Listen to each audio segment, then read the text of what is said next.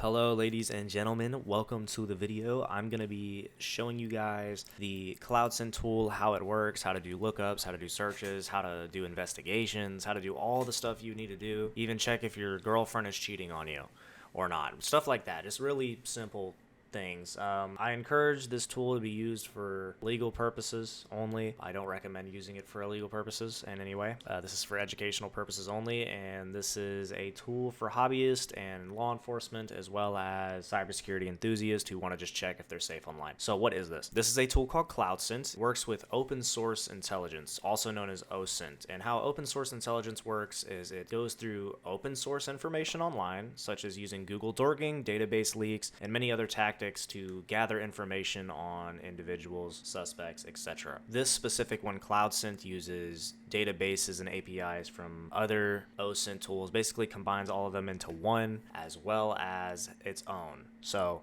let's start with that. So once you get to the home page, it's pretty simple. You can either get your free 5 searches, which you can use to look up whatever and use a little bit of the databases. You don't get access to all of them unless you pay for it, but that's besides the point. But that's up to you if you want to. There's no need to. You can just use the free one if you want. But I have a paid subscription because I like to in-depth searches when I do searches, especially on myself, to make sure none of my passwords are vulnerable, because this has constant up-to-date data. So I'm on the home page now, and this is sort of what it looks like. It'll tell you your recent searches and stuff like that. You can go redo them, etc. We're going to definitely add more features to this where you can map out your searches and connect them. You just have access to all these searches. You have file hash analysis, user intelligence, password search, Intellect's API connected deep searches, IP intelligence for reversing IPs, and this. And each of these has their own sub searches. So if we go to user intelligence, it has all this access to it. You can reverse all this if you need to. So this is an example.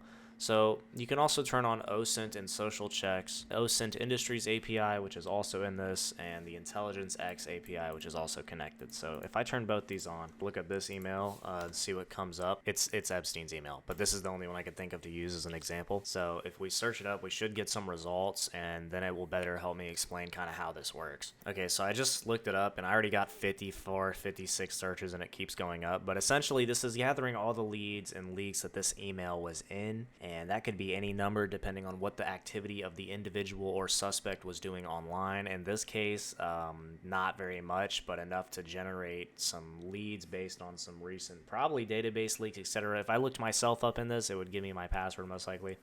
But first of all, we have the first check, which is leak check, which is a database. As you can see, it has leaked his password as well as connected the email to it. It says when it was breached, and this was Kickstarter. So Kickstarter must have got breached in 2014, and that database is now public.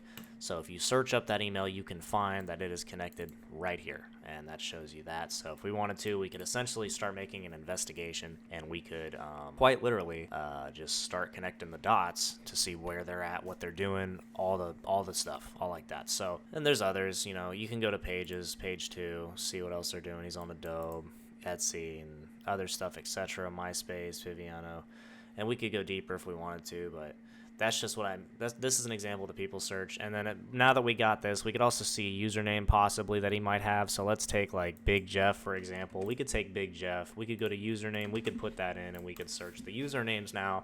And it should show us some usernames. Here's an example of one. This probably isn't connected because it's a different email. If we were doing an investigation, we could see that this is not exactly him. But for example, now that we got that, which obviously wouldn't be connected, but if it was, we could get the password from here. Then from there, we could go do a password search, and then from password search, maybe name search, IP addresses that we might get in the leaks, etc., all the way down to this stuff here. Reverse URLs are a thing too. So now file searching. How does this work? You might be wondering how this works.